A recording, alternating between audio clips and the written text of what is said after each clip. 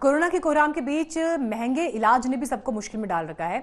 Insurance regulatory IRDA के निर्देश पर बीमा कंपनीज ने कोरोना पॉलिसीज लॉन्च करके अब ये मुश्किल दूर की है। अब जनरल इंश्योरेंस काउंसिल ने कोरोना के इलाज के खर्च की सीमा भी तय करके लोगों और बीमा कंपनियों की सभी उलझनों को दूर कर दिया है।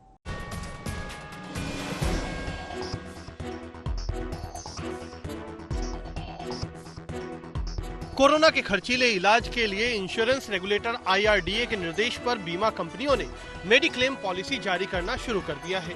इससे अब 14 दिन लंबी इस बीमारी के इलाज के लिए लोगों के पास एक बड़ी सहूलियत हो गई है। लेकिन इन पॉलिसीज के साथ अभी तक ये दिक्कत थी कि कितनी रकम तक का भुगतान ये करेंगी। दरअसल देश में दिल्ली समेत कुछ राज्यों ने ही अभी तक कोरोना के इलाज पर रोजाना खर्च होने वाली अधिकतम रकम तय की थी। इससे पहले निजी अस्पतालों में मनमाने तरीके से लोगों से पैसे वसूले जा रहे थे। अब जनरल इंश्योरेंस काउंसिल यानी GI काउंसिल, जो IRDA और गैर जीवन बीमा कंपनियों के बीच एक पुल की तरह काम करती है, उसने ये रेट तय कर दिए हैं।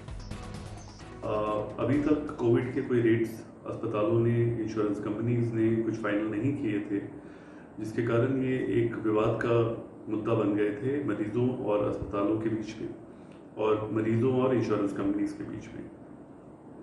GI काउंसिल का ये रेट फाइनलाइज करने से इन सारे स्टेक होल्डर्स को काफ़ी सुविधा होगी और ये डिस्प्यूट का कारण नहीं बनेगी। GI काउंसिल ने ये रेट चार्ट बनाने के लिए कड़ा होमवर्क किया है। इसके लिए इसने अलग अलग राज्य सरकारों के कोरोना के इलाज पर लगाई गई प्रतिदिन की सीमा का हिसाब लगाया। इसके साथ ही हेल्थ क्लेम से जुड़े एक्सपर्ट्स के साथ भी GI काउंसिल ने चर्चा की।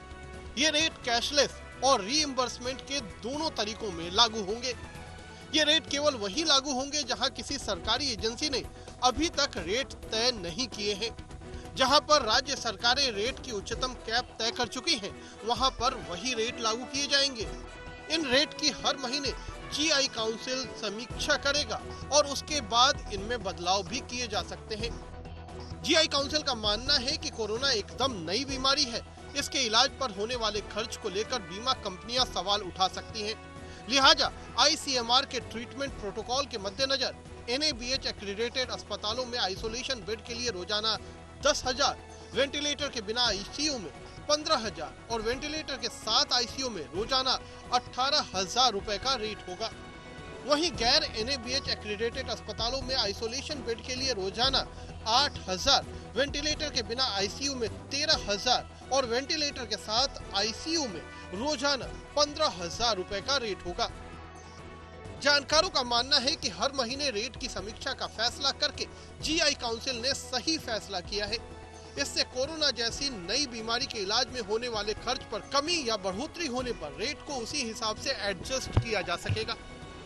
कोविड के rates time to time review होने चाहिए, बिकॉज आज के दिन में इस बीमारी को रिकवर होने के लिए किसी पेशेंट को 14 से 15 दिन लगते हैं और इसके खर्चे जो सोशल मीडिया में बताए जा रहे हैं वो 40 से 50,000 रुपये डेली के खर्चे बताए जा रहे हैं, जो कि अभी नॉर्मलाइज होकर GI काउंसिल ने जो रेट रेकमेंड किए हैं वो 10 से 15,000 रुपये पर डे पे आ जाएंगे।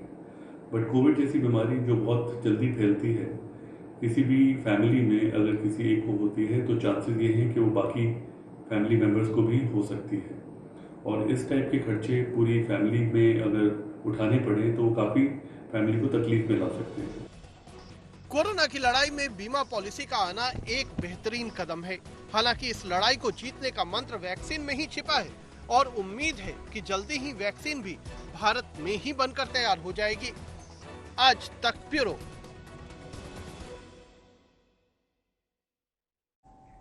फिलहाल इस बुलेटिन में इतना ही, लेकिन देश और दुनिया की बाकी खबरों के लिए देखते रहिए आज तक।